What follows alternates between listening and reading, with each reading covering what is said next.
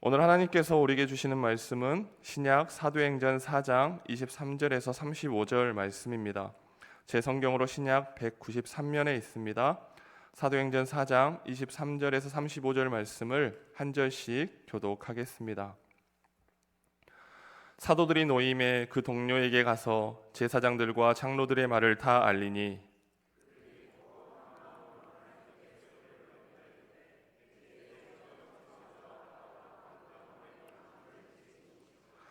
또 주의 종 우리 조상 다윗의 입을 통하여 성령으로 말씀하시기를 어찌하여 열방이 분노하며 족속들이 허사를 경영하였는고.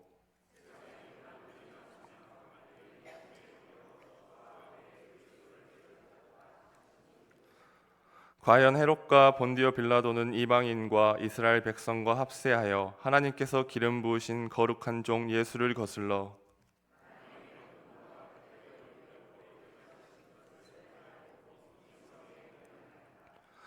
주여 이제도 그들을 위협함을 굽어 보시옵고 또 종들로 하여금 담대히 하나님의 말씀을 전하게 하여 주시오며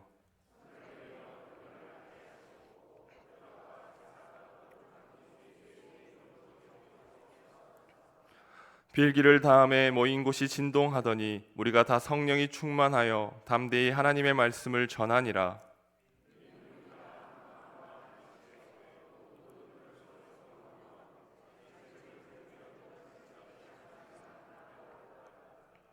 사도들이 큰 권능으로 주 예수의 부활을 증언하니 우리가 큰 은혜를 받아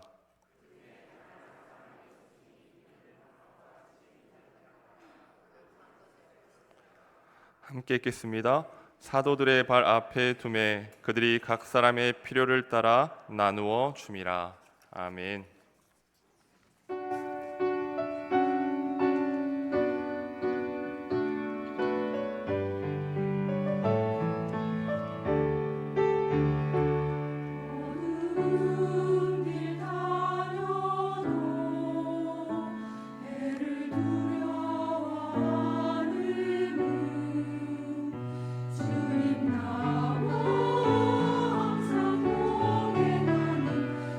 두려움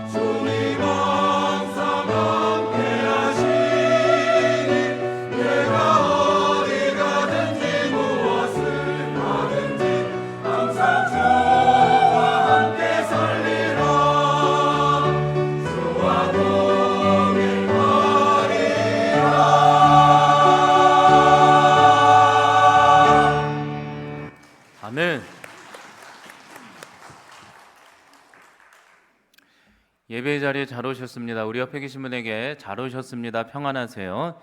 인사를 한번 올려드려 볼까요?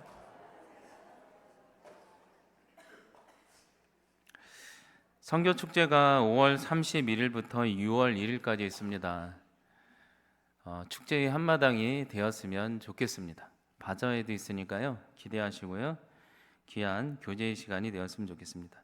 우리 하나님께도 우리 인사를 드리십시다. 하나님, 우리가 여기에 와 있습니다. 저에게 찾아와 주세요. 하나님, 우리가 여기에 와 있습니다. 저에게 찾아와 주세요.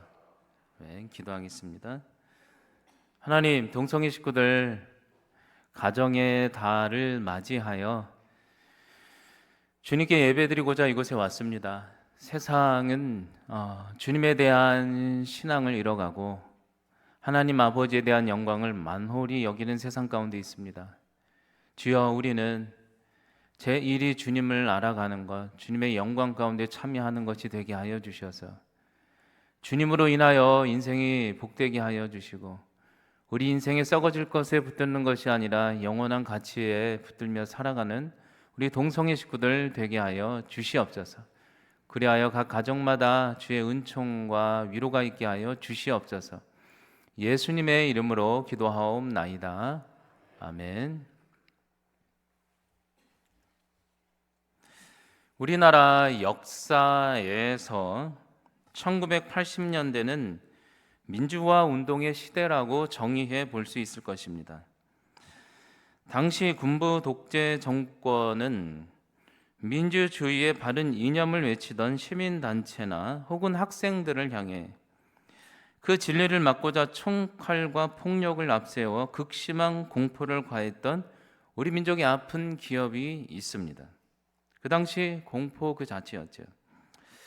그 시기에 민주화 운동으로도 불구하고 그 불구가 되었던 천상병 시인의 귀천이라는 시는 유명하죠. 제가 한 토막을 읽어드릴게요. 나 하늘로 돌아가리라. 새벽빛 와 닿으며 총칼로 쓰러지는 이슬. 더불어 손에 손을 잡고 아름다운 이 세상 소풍 끝나는 날 하나님께 가서 그래도 아름다웠다고 말하리라. 시가 참 좋죠. 제가 듣기로는 동성교회 식구들도 그 당시 민주화 운동에 참여하던 학생들을 위해 함께 기도했고 그들을 섬기며 보호했다는 내용을 들은 적이 있습니다. 여러분, 이처럼 우리 삶에도 이러한 세상의 악한 세력이 우리가 전하는 참된 진리의 복음 혹은 교회와 사회의 진리를 방해하기 위해서 갖가지 온갖 위협과 공포를 가해올 때가 있는 것이죠. 과연 이러한 위협 앞에 우리는 과연 어떻게 반응하는 것이 좋다고 생각하십니까? 무서워서 회피라도 해야 할까요? 오늘 말씀을 보겠습니다. 오늘 말씀에 베드로와 제자들은 성령님이 임하자 계속해서 말씀드렸듯이 완전히 다른 사람이 되어 예수 그리스도가 부활하셨다는 부활의 소망의 진리를 전하게 되자 하루에 3,000명 혹은 5,000명이 회심하게 되고 안진뱅이 환자가 회복되고 일어나는 놀라운 역사가 일어나기 시작하는 것입니다. 그러나 이상하게도 세상의 군왕들은 저편에 있던 사람들은 그들을 시기하고 감금했다고 얘기하면서 오늘 말씀이 시작되고 있습니다. 그리고 그들 세상의 악한 종교 지도자들이 이 제자들을 향한 비겁한 위협들을 바라보시기 바랍니다. 이렇게 위협하고 있어요. 진리를 전할 때 그들을 박해하고 위협하는 대상이 어떻게 얘기했나 보세요. 이렇게 얘기하고 있어요. 18절에 그들을 불러 경고하여 이르되 도무지 예수님의 이름으로 말하지도 말고 가르치지도 말라 위협하니. 여러분 보십시오. 이제 너희가 그리스도의 진리를 그대로 말한다면, 그래도 말한다면 반드시 내가 너희를 죽이겠다고 협박하고 있는 것입니다. 공포의 자리죠. 여러분, 과연 이러한 세상의 위협과 공포 앞에 오늘 베드로와 제자들은 어떻게 반응하고 있나요? 여러분, 저는 어린 시절 민주화 운동을 하던 청년들이 생각납니다. 초등학교 때였을 거예요. 안양역에서, 저는 안양역에서 살았으니까요. 안양에서 살았으니까요. 막 최루탄이 날라들고, 저희 아버님도 한 번은 예수 믿는 사람이 청년들을 도와야 한다고 집회 현장에 갔다 도우시고 왔던 기억이 있습니다. 어린 시절 그때 그 당시를 생각해 보면 체르탄 가스 냄새는 정말 맵구나. 체르탄 냄새 아시는 분은 조금 이제 지난 세대죠? 체르탄 냄새 막 전국이 난리였잖아요. 그리고 그때 어린 마음에 드는 게 이렇게 무서운데, 초등학생이었으니까 진리를 위해 어떻게 목숨까지 이렇게 걸리며 수호해 가려고 이렇게 도전할 수 있을까? 그런 나름대로의 개인적인 또 위협과 도전도 경험했던 적이 있습니다. 무섭다. 나라면 이렇게 할 수 있을까? 그런 생각을 했죠. 여러분, 그래서 계속해서 봅시다. 오늘 제자들도 마찬가지예요. 오늘 제자들도 이러한 종교 지도자 앞에 진리를 전했는데 종교 지도자의 위협과 공포가 가해지기 시작한 거죠. 이런 위협과 공포 앞에 과연 그들은 어떻게 반응하고 있나요? 과거에 예전처럼 3개월처럼 비겁해서 그 자리를 회피하고 도망가기라도 했을까요? 아니, 오늘 23절 24절 이렇게 얘기하고 있어요. 그들은 도망간 것이 아니라 사도들이 갇혔다가 놓이게 될 때 그들은 도망간 것이 아니라 그 동료들에게 찾아가서 제사장과 장로들의 말을 알리고, 그들이 그 말을 듣자 오히려 한 마음으로 하나님께 소리 높여 이르되 대주제여 모든 것을 통치하시는 주님이여 이 천지와 바다와 그 만물을 만드신 이시여 우리를 붙들어 달라고 기도하기 시작하고 있다는 거죠. 여러분, 오늘 말씀 보세요. 그렇습니다. 오늘 제자들은 이런 세상의 위협을 당했을 때, 복음을 전했을 때, 가정 가운데, 사회 가운데 진리를 전했을 때, 사뭇 그것이 우리 인생 가운데 공격으로 다가왔을 때 그 자리를 예전처럼 두려워서 회피하거나 세상의 방식으로 대항한 것이 아니라 그들은 온 마음으로 한 마음으로 모여 소리 높여 만물의 주제, 대주제 모든 것을 통치하시는 주님이여 우리를 붙들어 주세요. 주님께 기도하기 시작했다는 거예요. 소리 높여서 하나님께 찾아갔다는 거예요. 이런 위기의 상황에 기도가 중요하다는 거죠. 여러분, 세상 사람들과 성도의 차이가 무엇인 줄 아십니까? 인생의 문제나 갈등, 어려움이 생겼을 때 세상은 분노를 똑같이 대응하고 쏟아내기 위해서 회의하고 전쟁을 연습하는 것이 세상이라지만 믿는 사람들은 그렇지 않습니다. 문제와 공포 앞에 모든 만물을 통치하신 하나님께 부르짖고 쏟아내고 기도하기 위해 모이는 것이 우리라는 거죠. 우리 멋진 사람들. 여러분, 그래서 통성기도, 소리 높여 기도할 때는 기도해야 된다는 거예요. 우리나라 문화만이 아니라는 거죠. 어떤 사람이 말을 하기를 누가 새벽 기도회를 만들었는지 모르겠다고. 왜 교회 다니는 사람은 새벽부터 모여서 소리를 고래고래 통성 기도하면서 그렇게 기도하는지 모르겠다고 짜증난다고 했다고 합니다. 이분도 예수 믿는 사람인데 그분이 말을 하기를, 그래서 본인이 새벽 기도를 드리면 이상하게 오후부터 짜증이 나고, 오후부터. 그런데 새벽 기도를 안 드리면 오전부터 짜증이 난다고. 그래서 그냥 어쩔 수 없이 짜증나도 기도한다고. 여러분, 우리 인생에 기쁠 때뿐만이 아니라 슬플 때, 고난과 문제가 있을 때 만물의 대주제이신 주님 앞에 새벽부터 부르짖어 기도하면 우리 인생의 공포와 짜증도 물러가게 해주시는 하나님 아버지, 그 하나님을 바라봤으면 좋겠습니다. 어떤 분은 새벽 기도하다가 본인의 통성 기도 소리가 너무 커서 깜짝 놀라시는 분도 있어요. 누군지는 말씀 안 드릴게요.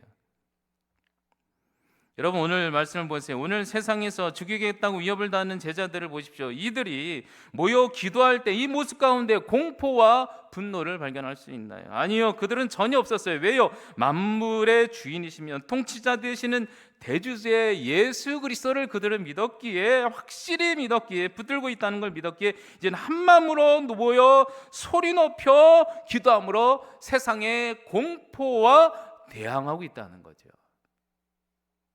이게 성도의 대응 방식이죠. 대주제께 기도하는 거. 복음을 전할 때, 누군가 박해를 할 때 우리는 기도라는 거죠. 여러분, 그래서 제자들이 이렇게 모여 통성으로 소리 높여 기도할 때 성령님은 무엇을 가르쳐 주셨는가? 오늘 말씀 25절과 26절에 얘기하고 있어요. 그 하나님께 그 공포 위기에 기도할 때 이런 말씀을 하신 거예요. 과거에 또 주의 종 우리 조상 다윗의 입을 통하여 성령으로 말씀하여 주시기를, 어찌하여 미래에 이런 일이 있는데 열방이 분노하여 족속들이 헛된 일을 경영하는가. 세상의 군왕들이 나서며 관리들이 함께 나와서 주와 그의 제자들을 더욱 심하게 대적하는 날이 올 것이다. 오늘 제자들이 자신을 공격하는 대상을 향해 이제는 피하는 것이 아니라 기도할 때 오히려 성령 하나님 말씀해 주시기를, 과거로부터 다윗의 입을 통해서 너희들의 고난이, 극심한 고난이 있을 것이라 성령님이 미래의 고난을 말씀해 주신다는 거예요. 미래의 고난을 성령 하나님이, 우리는 성령님께 기도하면 성령님이 꽃길만 얘기하신다고 생각하는데 고난도 얘기하신다는 거예요.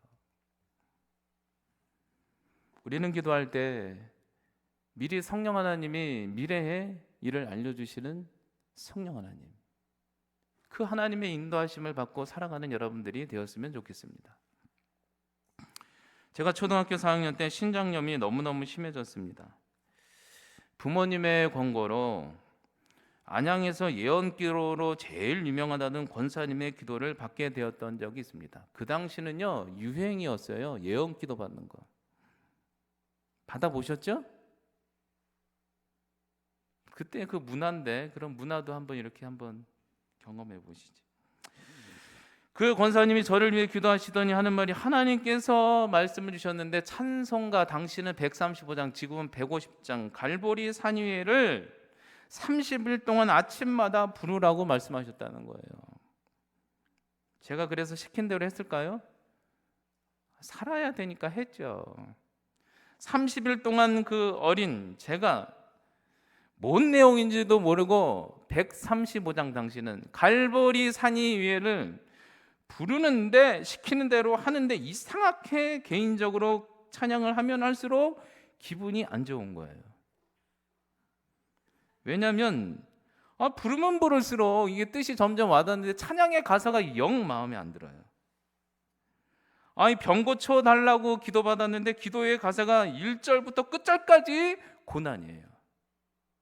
처음 시작도 아주 기분 나빠. 1절은 뭐라고 시작하는지 아세요? 갈보리 산 위에. 2절은 더 심해져요. 험한 십자가 지셨으니.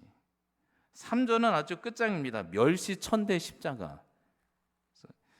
생각해 보면서 몸도 아픈데 미래 고난 얘기만 하냐. 위로가 전혀 안 되는 거죠. 이게 무슨 예언이냐 했던 적이 있습니다. 근데 지금 돌아보면 사역자의 길을 가기 위해서 하나님이 최후 승리 어디라고 주신 찬송가였나? 이런 생각도 해보게 됐죠. 여러분, 오늘 제자들이 기도했다는 거죠. 성령 하나님은 미래의 고난도 얘기해 주신다는 거예요. 진리를 전할 때 늘 인생에서 대우받는 것이 아니라 너 인생에 더 큰 극심한 고난과 어려움이 있을 수 있어. 가정에서 진리를 전할 때, 그리스도의 복음을 전할 때 어려움이 있을 수 있어. 사회에서 그리스도인으로 살아갈 때 어려운 일을 당할 수 있어. 성령님이 말씀해 주신다는 거죠. 과연 우리는 어떻게 해야 될까? 여러분, 기도예요. 기도는 살아계신 하나님과 친밀한 통로요. 미래의 고난을 미리 알려주시는 전령인 것이죠. 성령 하나님의 인도하심. 신앙생활하면서 성령 하나님의 인식 없이 신앙생활하면 안 된다는 거예요. 양육이요. 사도행전의 양육의 핵심이 그거예요. 그리스도를 전했으면 성령 하나님의 인도하심 받는 것까지 해야 양육의 완성이라는 거죠. 그 얘기를 하고 있는 거예요. 사도행전이. 성령님, 주님, 이 고난 가운데 어떻게 할까요? 고난이 있었다는 거예요. 여러분, 근데 중요한 핵심 오늘 해답 질문을 해봅시다. 제자들은 이제 이 고난 가운데 기도했는데 미래의 고난과 앞으로 있을 고난의 얘기까지 들었어요. 이렇게 알았어요. 이 제자의 길을 가면 극심한 고난이 있었다는 걸 이제는 알게 됐던 거예요. 내가 그리스도를 위해 살아갈 때 어느 때는 가정에서 고난이 있을 수도 있고 사회에서 고난이 있을 수 있고 민주화 운동에 많은 이들이 신앙생활했잖아요. 고난이 있을 수도 있다는 거예요. 어려움이 있을 수도 있다는 거예요. 핍박이 있을 수도 있다는 거예요. 과연 이러한 상황 가운데 제자들은 그런 위기 순간에 그들이 한 마음으로 모여 한 뜻으로 기도했는데 과연 그 기도의 내용이 무엇이었냐? 기도의 내용이 단순하게 기도하면 된다라기보다 뭘 놓고 기도했냐는 거예요. 예수 믿는 사람이 이러한 세상의 위험 앞에 하나님께서는 제자들과 우리에게 어떻게 기도의 내용을 갖고 기도하기를 원하시는가? 그게 29절과 30절이 이렇게 기도하고 있어요. 주여, 고난이 있다는 것을 알았어요. 그런데 이제요, 주여 그들의 위협을 구벼 살펴보소서. 그리고 또 종들로, 주님의 자녀로 하여금 어떤 고난과 핍박이 있어도 담대히 하나님의 복음만을 전하게 하여 주세요. 그리고요, 주님 손을 내밀어 병을 낫게 하여 주시고요, 예수 그리스도의 이름으로 명할 때 표적과 기적이 예수의 이름으로 퍼져나가는 삶을 살게 해주세요. 여러분, 제자들은 우리와 틀렸어요. 신앙생활에 있어서 그들은 생명을 걸고 했던 거예요. 세상의 위협 앞에 진리를 전하다가 당하는 고난과 핍박 앞에, 강금 앞에 그들은 이렇게 기도하고 있는 거예요. 하나님 아버지, 내 뜻인 이 고난을 피하게 해주세요라고 기도했다는 게 아니에요. 그들은 오히려 기도하기를 하나님 아버지의 뜻대로 내 삶을 속에 복음의 진리를 전하다가 위험한 일을 당하고 매를 맞아 죽을지라도 오히려 내가 당하는 이 고난의 삶을 통하여 나도 성장하게 해주시지만 하나님, 이 고난을 통하여 예수 그리스도의 부활의 진리가 전달되게 해주세요. 그리고 하나님, 더 나아가 내 이 고난의 삶을 통해 손이 닿는 곳마다 이적과 기적이 일어나는 세상이 오게 해주세요. 기도 멋지잖아요. 예수님도 어떻게 기도했어요? 마태복음 20장 49절에 나의 원대로 마시고 아버지의 뜻대로 해주세요. 근데 우리는 늘 어떻게 기도해요? 기도할 때 악한 자는 물러가게 해주시고 환난은 없게 해주시고 병만은 사라지게 해주시고 무조건 만사 형통. 이해는 돼요. 여러분, 그런데요, 이런 기도는요, 어느 때는 맞지만 대다수는 하나마나라는 거죠. 우리는 그러려고 예수님 믿는 게 아니라는 거죠. 만사형통은 마지막 때 내가 죽어서 가능한 거지, 살아서는 진리를 전하는데 어떻게 고통이 없겠습니까? 그래서 우리는 우리의 욕망보다 내 삶에 당장 동안이 있어도 어려움이 있어서 주여 이 고난의 삶을 통과해서 주님을 더 깊이 만나게 해주시고 성장하게 해주시고 주님이 내가 지키는 걸 보게 해주시고 주여 이 고난을 통해 부활의 진리 이적만이 내 삶을 통해 나타나게 해주세요. 이런 기도 하시기 바랍니다. 예수 믿는 분 기도는 그거예요. 예수님처럼 나 이런 거 해주세요. 그러나 내 뜻대로 마시고 누구의 뜻대로? 믿으십니까? 아멘이 안 나오십니까? 여러분, 그런 말이 있지 않습니까? 그런데요, 내 뜻보다 훗날 시간이 지나면 고난이 있어도요, 아버지의 뜻이 풍성하다는 걸 발견하는 날이 옵니다. 그렇게 기도해도. 니거렘 목사님의 간증이 하나 있습니다. 생각나서 말씀드리는데, 과거 목사님은 하나님께 자신의 기도를 응답 안 해주신 것에 감사했다라는 내용을 들은 적이 있습니다. 내용은 특별한 것은 아닙니다. 젊은 시절 학생 때 목사님은 너무너무 좋아하는 아주 이쁜 자매가 있었다고 해요. 근데 이 자매랑 결혼하게 해달라고, 그냥 얼굴도 이쁘고 하니까 그렇게 하나님께 졸라서 기도했대요. 그러나 결국 응답이 안 이루어졌다는 거죠. 그래서 감사하다는 거예요. 근데 지금 돌아서 생각해보면 그때 그 기도가 응답되었다면 아주 큰일 날 뻔했었다고. 평생 이쁜 자매의 눈치만 보고 사느라 속병 걸리고 목회자도 안 될 뻔했다고, 그런 얘기를 들은 적이 있죠. 여러분, 저의 삶에 적용하면 어떨까요? 저의 아내 안사람은 이쁠까요? 그런 얘기가 아니죠. 저에게 적용한다면 건강 주시고 뭐 만사 형통 주시고가 아니라 주여 어떤 고난이 있어도 정의가 굽지 않게 해주시고 말씀대로 사역하게 해주시고 살게 해주세요. 이런 기도가 우리라는 거죠. 여러분, 오늘 제자들은 어떤 위협 앞에 오히려 아버지의 뜻대로 내 삶에 지금 당장 고난과 아픔이 있어도요, 내 삶에 주의 진리, 부활의 진리가 선포되게 해주시고 하나님, 부활의 표적과 기적이 나타나게 해주세요라고 기도했다는 거죠. 여러분, 그런 기도를 끊임없이 하시기 바랍니다. 신앙생활 하는 게요, 만사형통하려고 기도하는 게 아니에요. 새 가족 만나면 제가 일부러 꼬시려고 그래요. 예수 믿으면 무조건 잘 된다고, 그냥 들어와도 복을 받고 나가도 복을 받고. 근데요, 인생이 만만하지 않아요. 진리를 전하는데 민주화 운동 하나만 해도 3.1 운동도 30명이 예수 믿는 사람 아닙니까? 약자 보호하려고. 예수 믿는 사람은 기준이 있는 거예요. 좌우를 막 싸우는 게 아니고요. 약자가 소외받을 때 우리가 나서는 거예요. 그냥 이념 전쟁하는 게 아니라. 그럴 때는, 그렇죠? 고난 속에, 그게 예수 믿는 사람이지. 여러분, 이렇게 그들이 핍박 중에 모여 소리 높여 이렇게 소원을 들고 기도할 때 초대교회 안에 놀라운 이적과 기적을 그 뒤로 설명하고 있는 거예요. 그들이 고난 중에 이 고난을 통해 주의 진리, 부활의 진리가 전파되게 해주시고 부활의 진리가 성취된 이적과 기적이 나타나게 해주세요 했더니 어떤 일이 일어났어요? 31절과 35절 이렇게 나와요. 빌기를 다음에 모여 진동하고 성령이 임하니 담대히 하나님의 말씀을 그래도 전하게 되니 더 나아가 믿는 무리 한 마음이 한 뜻이 되어 모든 물건을 서로 통용하고 자기 재물을 조금도 아까워하지 않고 자기 것이라는 이가 없고 부활 소망이 그래도 가득하자 34절에 그 중에 공동체 안에 가난한 사람이 없고 이는 밭과 집이 있는 자들이 팔아 그 판 것의 값을 가져다가 사도들이 발 앞에 두매 그들이 각 필요에 따라 나누는 표적과 기적이 가정 가운데 임하더라. 여러분, 핍박 중에 한 마음으로 모여 통성기도하는 거예요. 주님, 진리를 막는데, 부활의 진리, 소망의 진리를 막는데 주여 그래도 기도합니다. 대주제여 붙들어 주시옵소서 했더니 천지가 진동하고 성령님이 임하자 제자들의 손을 닿는 곳마다 병자와 약자도 일어났지만 더 놀라운 기적은 부활의 소망만이 공동체 가운데 가득해지자, 부활의 소망만이 가득해지자 자신의 것을 내려놓는 비로소 기적. 와, 내 거 내려놓는 거 힘든데, 내 지갑에 돈 나가는 거 힘든데, 가난한 사람이 한 사람도 없이 각 필요에 따라 나누는 진정한 가족 공동체가 임했다는 거예요. 5월 가족의 달.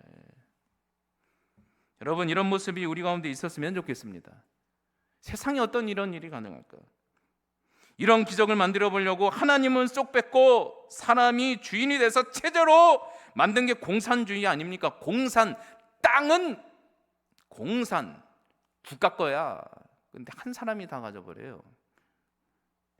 그러나 허구여 사상이 사기였고 1인 독재 체제였죠. 여러분, 이 말씀을 제가 소개해드리고 묵상하면 어떤 생각이 드십니까? 드디어 목사님이 본심이 나왔구나, 교회에다 재물 다 바치라고 하나보다.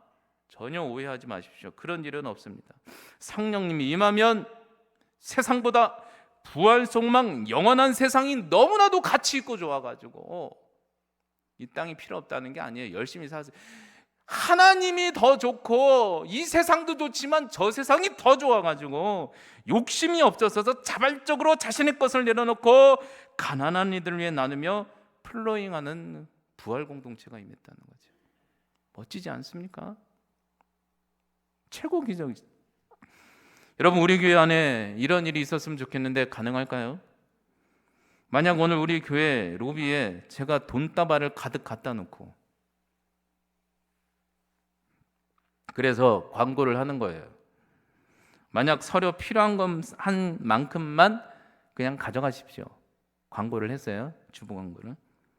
그러면 과연 여러분 같으면 난 10,000원만 필요하니까 10,000원만 거슬러 갈까요?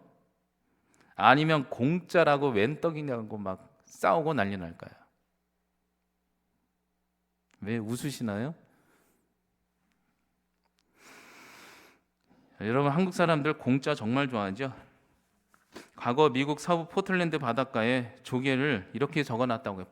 미국 포틀랜드 바닷가에 지금은 뭐 30개인가로 바뀌었던데 조개를 15개 이상 절대 가져가지 마십시오라는 편말을 설치한 적이 있었다고 합니다. 조개를 15개 이상. 그런데 누구 때문에 설치한 줄 아십니까? 놀랍게도 한국 사람 때문에. 공짜고 몸에 좋다면 그냥 씨를 말린다고 합니다. 여러분 그 뉴스 보셔서 이번에 이탈리아 풀은 막 꽃게 막 퍼지니까 거기 뉴스 나왔잖아요. 이거 누구 수출하면 된다고? 누가 오거나 한국 사람만 오면은 그냥 나쁘다는 얘기는 아니지만 여러분 초대교회는 성령님이 맞아 천지가 막 진동하고 부활의 소망이 가득한 거예요. 그냥 세상 소망만 가득한 게 아니고 그냥 세상에만 그냥 하나님 띠 안에서 자신의 이름을 거론하지 않은 채 재물을 내려놓는 거. 여러분 저는 동성교회 가서 참 아름다운 모습들을 몇 번 봤습니다. 아름다운 분들이 참 많으세요. 다 그러세요. 목사님 절대 헌금했다고 말하지 마세요. 이름은 얘기 못 드려요. 근데 그냥 헌금을 들고 와요. 하면서 오랜 동안 모았는데 꼭 선교사님 플로잉 해주세요. 아주 큰 돈을 그냥 아무도 모르게 놓고 가시는 분들이 꽤 있어요. 막 선교사님 도와드렸어요. 제가 아는 분 막 저기 막 터키에도 가고 미얀마에도 가고 우리 교회 연계는 안 됐지만 그렇게 얘기하니까. 여러분 얼마나 아름다운 모습입니까? 이 아름다운 모습이 진짜 기적의 공동체 아닙니까? 여러분들은 어떤 모습을 기대하십니까? 여러분 우리는 바랍시다. 우리 삶에 어떠한 고난과 핍박이 있어도 한 띠로 묶여 우리가 기도할 때 성령님이 임하여 부활의 소망만으로 가득하여 줘서 서로가 손닿는 곳마다 약자가 살아나고 진정과 나눔과 체험이 있는 가족 전체가 임했으면 좋겠습니다. 그런 가족 예수 그리스도 안에서 여러분 부활 소망 아니면요 자녀도 도망갑니다. 부모 요즘 섬기는 거 누가 알아줍니까? 예수님 믿으면요 그냥 죄책감 어느 순간 부모한테 못하면 그냥 자녀 잘 되게 해준다고 막 그냥 공부 너만 보세요. 절대 맞는 것 같죠? 마지막으로 독일의 디트리히 보네퍼의 얘기를 하며 마치고자 합니다. 보네퍼 목사님 유명하잖아요. 보네퍼 목사님은 독일의 히틀러 나치즘 유태인 학살에 끝까지 저항하다가 1943년 4월에 체포되어 45년 4월에 교수형을 당하게 됩니다. 그때 알죠? 히틀러가 우리 게르만 위대한 아리아인은 예수 그리스도를 믿는 수호자인데 유태인들은 예수님을 죽였으니까 인종 청소하자. 사실은 금 뺏으려고. 그랬더니 그냥 민족주의에 빠져가지고 그 당시 교회 목사님들이 그냥 장로님들이 그냥 맞다고 박수 쳐가지고 그냥 앞장서서 그렇게 했어요. 근데 그때 누가 막았냐? 보네퍼 목사님 아니라고. 그때 기어이 죽이잖아요. 이게 인간이에요 이게. 보네퍼 목사님 마지막 기도의 내용이 이거예요. 그 순간에 그분 이렇게 기도하는 거예요. 애국자도 아니라고 당신은 그냥 나쁜 놈이라고. 그 당시는 아주 그냥 주홍글씨 붙여다가 아주 그냥 이렇게 한 거예요. 독일이 잘 되는 거랑 예수님의 나라가 퍼지는 거랑 무슨 상관입니까? 독일이 잘 되는 거는요 그냥 그리스도 안에서 잘하는 거지 최고가 될 필요는 없죠. 우리도 그런 부분을 조심해야 됩니다. 민족주의 아주 그거 조심. 애국자는 돼도 그러니까 자꾸 좌우로 막 싸우면 마음이 아파요. 우리가 나설 때가 아직은 아니에요. 뭐 일제가 침략했거나 그러면 그때는 가야 되지만 아직은 아니죠. 이렇게 기도했어요. 오 주 하나님, 크나큰 공경이 저를 덮었습니다. 걱정 근심이 저를 삼켰고 저는 어찌할 바를 모르겠습니다. 오 성령님, 저를 위로하시고 도와주소서. 주께서 주시는 것들을 견뎌내도록 저에게 힘을 주소서. 두려움이 저를 다스리지 못하게 하소서. 마지막에 이렇게 기도하셨어요. 사랑 많으신 하나님 아버지, 저희 사랑하는 아내와 아이들을 돌봐주소서. 오 자비로우신 하나님, 당신과 그리고 이들에게 저지른 이 만행, 이 민족이 모든 죄를 용서하여 주시소서. 당신의 은총을 믿어 의지하고 제 생명을 온전히 당신 손에 맡깁니다. 당신께서 가장 좋으신 대로 저에게 하소서. 그것이 저에게 가장 좋은 일이기 때문입니다. 마지막으로 주님, 저는 당신의 구원과 사랑과 섬김이 완성된 왕국을 기다립니다. 결국 안타깝게도 보네포 목사님은 1945년 4월 9일 새벽 플로센 비르크 수용소에서 교수형을 형장의 이슬로 교수형을 당하게 되죠. 진리를 수호하다가. 그리고 그의 마지막 유언은 죽음은 끝이 아니라 영원한 부활의 소망, 삶의 시작이다. 멋지게 말씀하시고 그렇게 운명을 달리하십니다. 그런데 훗날 놀라운 것은 독일 교회는 보네포 목사님의 기도처럼 과거에 자신들의 유태인인을 학살했던 데 동조했던 점, 그리고 보네포 목사님을 사용한 것에 대한 아주 잘못된 자신들의 그 죄성에 대해서 회심하고 깊이 뉘우치게 됩니다. 그리고 다시는 그러한 잘못된 것들을 반복하지 않으려는 결심으로 보네포 목사님의 기도처럼 예수 그리스도의 진리만을 수호하겠다고 공산주의와 전체주의에 대항하기 위해서 최초로 만든 공동체, 연약한 지체에게 나누고 섬기고자 했던 지체 세계 최초의 운동이 사회복지운동입니다. 사회복지사, 그렇게 시작합니다. 그 운동이 지금은 전 세계로 퍼져 지금 우리나라까지 사회복지 이게 거기서 시작한 겁니다. 교회가 해야 될 걸 지금 정부에게 뺏겨서 그런 게 좀 있지만 큰 정부가 돼서, 여러분 예수님 믿는 사람은 그냥 멋지게 사는 거예요. 멋지게 이렇게 사는 여러분들이 되셨으면 좋겠습니다. 진리를 공격할 때 우리는 기도, 고난이 있어도 주님 직진입니다.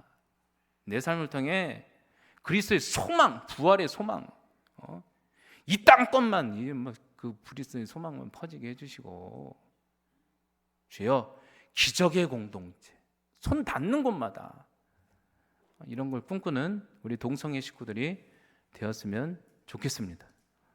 기도하겠습니다. 하나님, 우리는 예수 믿는 주의 제자들 공동체입니다. 우리가 종교인으로 살아야 될까, 아니면 제자로 살아야 될까요? 하나님, 우리 인생이 너무나도 힘들어서 어느 때는 종교인으로 사는 것 이해해 주십시오. 하지만 주여, 그럼에도 불구하고 우리의 소원을 말하되 끝에는 꼭 내 뜻이 아니라 아버지의 뜻대로 이루어지게 하여 주셔서 내 이 고난을 통하여 그리스도의 부활의 복음의 진리가 선포되게 해주시고 부활의 기적들이 일어나게 해달라고, 우리의 위대한 우리 믿음의 선조들처럼 기도하고 그런 기적을 맛보는 우리들이 되게 하여 주시옵소서. 예수님의 이름으로 기도하옵나이다. 아멘.